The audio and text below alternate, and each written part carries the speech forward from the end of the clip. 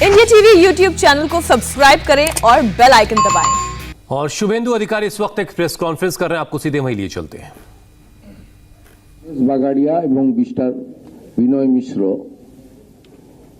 এই দুজনের কথোপকথনের অডিও টেপ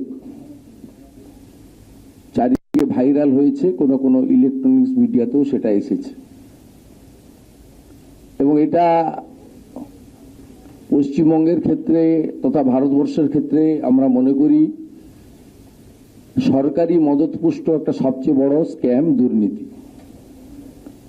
এই পথনে যারা দুজন যুক্ত তাদের মধ্যে ইতিমধ্যে গণেশ বাগাড়িয়াকে কেন্দ্রীয় এজেন্সি জেরা করেছে এবং বিনয় মিশ্র ফেরার অবস্থায় আছে। তার ভাই বিকাশ মিশ্র ইতিমধ্যে গ্রেপ্তার হয়ে এজেন্সির হেফাজতে আছে। এই কথোপকথনের যে তথ্য সামনে এসেছে এটা ভারতীয় জনতা পার্টি সহ গোটা পশ্চিমবঙ্গের এবং ভারতবর্ষের মানুষের কাছে প্রমাণিত সত্য যে অভিযোগগুলো এতদিন বিভিন্ন স্তরে আমরা বা অন্যরা করতেন সেটা প্রমাণিত হয়েছে। আপনারা দেখবেন সেখানে মাননীয় মুখ্যমন্ত্রীর ভাইপোকে কেন্দ্র করে অনেকগুলি তথ্য কথোপকথন সামনে এসেছে এবং এতে 12-13 সাল থেকে শুরু হওয়া এই বড় দুর্নীতি, কয়লা, বালি, গরু পাচার সহ এই দুর্নীতিতে প্রায় 900 কোটি টাকা সরাসরি ভাইপোর কাছে পৌঁছে দিয়েছেন বিনয় মিশ্র। আজকে গ্রেপ্তার হওয়া ইডির হাতে পুলিশ অফিসার অশোক মিশ্র সহ এই বড় র্যাকেট। আপনারা নিশ্চয়ই জানেন যে আমি নিজেও একাধিকবার অভিযোগ করেছিলাম যে কোল মাফিয়া অনুপ মাঝি, যার নিকনেম হচ্ছে লালা, তিনি এই র্যাকেটটা চালান। পুলিশের একটা অংশ যাদের ভাইপো পোস্টিং করান তার পিসিমণিকে দিয়ে, নবান্নকে ব্যবহার করে সেই পুলিশের আধিকারিকরা এই কোল র্যাকেটের সঙ্গে এবং বালি সহ কাউস ব্যাগলিং এর সঙ্গে সরাসরি যুক্ত এবং তারা এই চেন পৌঁছে দেয়। এরপরে অনেক রাজনৈতিক ভাবে অনেকে অনেক বক্তব্য রেখেছেন তৃণমূল কংগ্রেসের পক্ষ থেকে, কিন্তু কখনোই তারা বিনয় মিশ্র এবং এই র্যাকেট সম্পর্কে সমস্ত প্রশ্ন এড়িয়ে গেছেন। আপনারা জানেন যে আমি বারুইপুরের সভা থেকে থাইল্যান্ডের রাজধানী ব্যাংককের একটি নির্দিষ্ট অ্যাকাউন্ট, ম্যাডাম নারেলা, তার অ্যাকাউন্টে কিভাবে আমাদের যেটা ভারতবর্ষে টাকা রুপি বলা হয় ওখানে ভাট বলা হয়, কিভাবে পৌঁছে দেওয়া হয়েছে তার তথ্য প্রমাণ अकाउंट में बहुत सारा पैसा ट्रांसफर हुआ है, যেটা অস্বীকার করতে কেউ পারেনি। उसका प्रमाण दिख रहा है। পরবর্তীকালে সেন্ট্রাল এজেন্সি মাননীয় ভাইপোর সহধর্মিনীকে নোটিশ করেছে, জেরা করেছে। पहले सेंट्रल एजेंसी ने अभिषेक बनर्जी की पत्नी को नोटिस भी दिया था। এগুলো করা হচ্ছে নির্বাচনের আগে। चुनाव से पहले কথোপকথন অডিও টেপ সামনে আসার পরে প্রমাণ হয়ে গেছে যে এটা রাজনৈতিক উদ্দেশ্য নিয়ে বা নির্বাচনের সময় নয়। एक ऑडियो टेप जो सामने आया है उससे ये प्रमाण मिल गया है ये किसी राजनीतिक उद्देश्य के तहत नहीं हुआ है। ये মদত পুষ্ট স্টেট স্পন্সর সবচেয়ে বড় ম্যালপ্র্যাকটিস এবং corruption by the blessings of the honourable chief minister of West Bengal miss Mamata Banerjee, ওটা her nephew, he is the main architect এবং বাকি যারা সাপ্লাই লাইনে সাপ্লাই দিয়েছেন তারা হচ্ছেন এর সাপ্লায়ার। जो भी सप्लाई इसमें दिया है, पैसा जिसका नाम सामने आया है वो सप्लायर हैं इन लोगों के जिनका नाम सामने आया है। বাংলার স্বার্থে, ভারতবর্ষের স্বার্থে এটা নীতি টানা দরকার বলে আমরা মনে করি। ये बंगाल के लोगों को, भारत के लोगों को ये चीज पता लगनी चाहिए, ये हमें लगता है, इसलिए हम कह रहे हैं। হতে পারে কিন্তু এই বিনয় মিশ্রকে তৃণমূল কংগ্রেস প্রত্যেক দিন পালা করে বিভিন্ন নেতা নেত্রীকে দিয়ে সাংবাদিক সম্মেলন করান। বিনয় মিশ্র সম্পর্কে প্রশ্ন করলে তারা এড়িয়ে যান। 2013 तृणमूल कांग्रेस हर रोज कुछ ना कुछ करती है। विनय मिश्रा से इनका पुराना परिचय है। তৎকালীন যুবা তৃণমূলের দুটো যুব সংগঠন হয়েছিল, যেহেতু আমি যুবর প্রেসিডেন্ট ছিলাম আমাকে আটকানোর জন্য। विनय मिश्रा को पहले पार्टी में 2 बार संगठन में जोड़ा गया है। उस वक्त मैं भी था संगठन में। কোথাও ছিল না, কোনোদিন হয়নি। সেই যুবার তাকে করা হয়েছিল রাজ্যের ভাইস প্রেসিডেন্ট 2013 সালে। 2020 সালে 24শে জুলাই সন্ধ্যাবেলা যে প্রেস নোট আপনারা পেয়েছিলেন 2020 में কংগ্রেসের कुछ दिन पहले शाम को जो प्रेस नोट आपको मिला था, সাধারণ সম্পাদক ছিলেন, তার মধ্যে 7 নম্বরে নাম ছিল আজকে সেন্ট্রাল এজেন্সির কাছে ফেরার বিনয় মিশ্র, যার ভাই বিকাশ মিশ্র গ্রেপ্তার হয়েছেন। এই বিনয় মিশ্র सेंट्रल एजेंसी की तरफ से जो चिट्ठी गई थी उसमें कई लोगों के नाम लिखे थे। उसमें विनय मिश्रा का नाम था, विनय मिश्रा के भाई का नाम था, 7वें नंबर पे जिन लोगों का नाम था जिनसे पूछताछ होनी थी उसमें अहम विनय मिश्रा का नाम था। কাদের হাতে তারা রাজ্যপাট দিয়ে রেখেছিলেন এবং মাননীয় মুখ্যমন্ত্রী তিনি তার দায়িত্ব এড়িয়ে যেতে পারেন না। কারণ माननीय मुख्यमंत्री को ये दायित्व लेना चाहिए, लेकिन कभी नहीं लिया।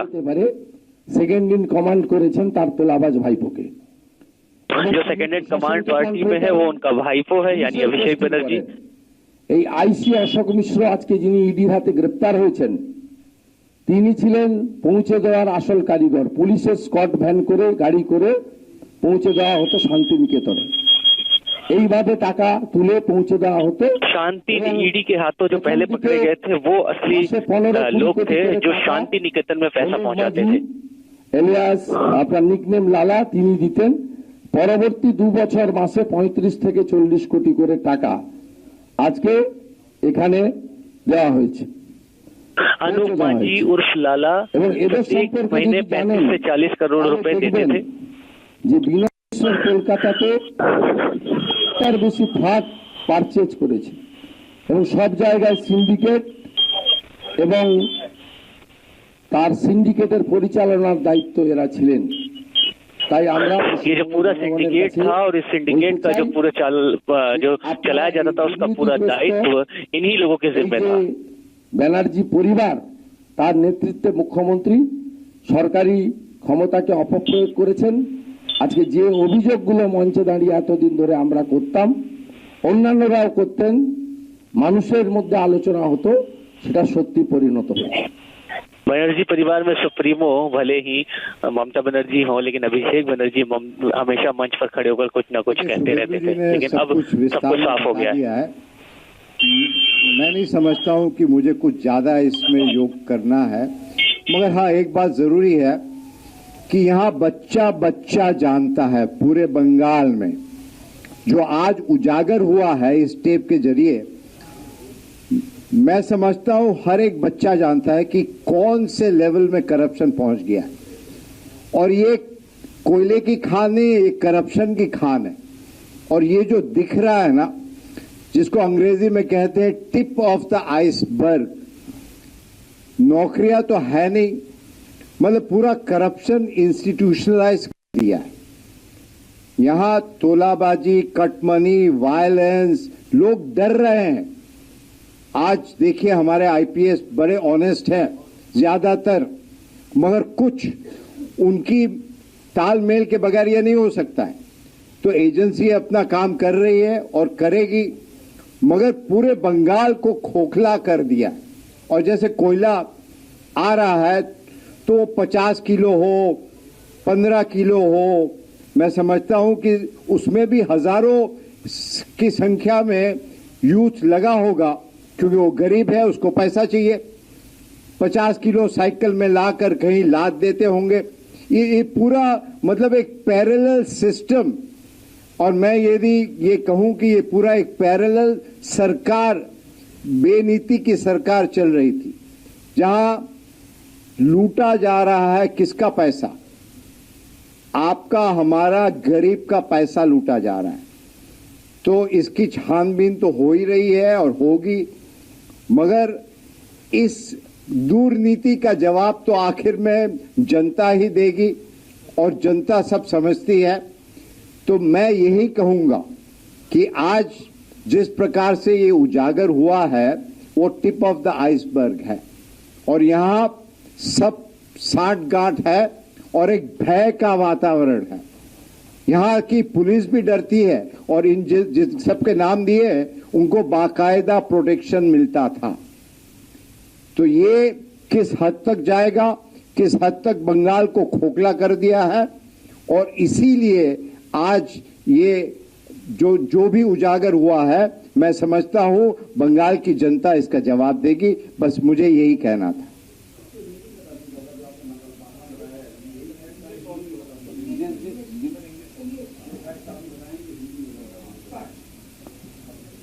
जो करप्शन का उजागर हुआ ना, ये कोल रिलेटेड है। इसमें सीधा सीधा चीफ मिनिस्टर का और गवर्नमेंट, स्टेट गवर्नमेंट का इन्वॉल्वमेंट ये प्रूफ हो गया। जो नेफ्यू है ममता बनर्जी का नेफ्यू एवं यूथ तृणमूल कांग्रेस का मुखिया, उसका जो रैकेट है, करीबी आदमी सब है। एक तो विनय मिश्रा है, स्टेट तृणमूल यूथ कांग्रेस का जनरल सेक्रेटरी, उसका साथ एक बिजनेसमैन गणेश बगड़िया जिसका खिलाफ गंभीर आरोप है। उसका जो ऑडियो खुलासा हुआ उसमें इस जो बिग करप्शन है ये पूरा बंगाल की और नमस्ते, मैं हूं मीनाक्षी जोशी। वीडियो और खबरों से अपडेट रहने के लिए India TV YouTube channel subscribe करें, बेल आइकन दबाना ना भूलें। जुड़े रहें इंडिया टीवी के साथ।